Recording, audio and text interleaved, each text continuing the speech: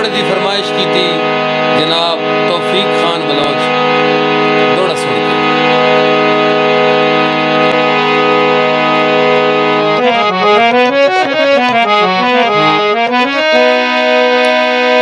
तेरा जदन ज़मीरी मर गया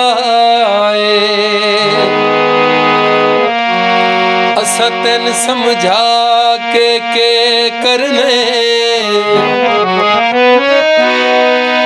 तेनू लालच अन्या कर छड़िए ओए वादे याद दिवा के करने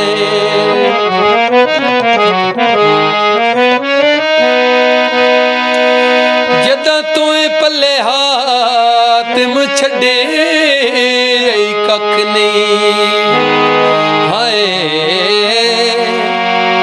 गल मुड़ दोहरा के करने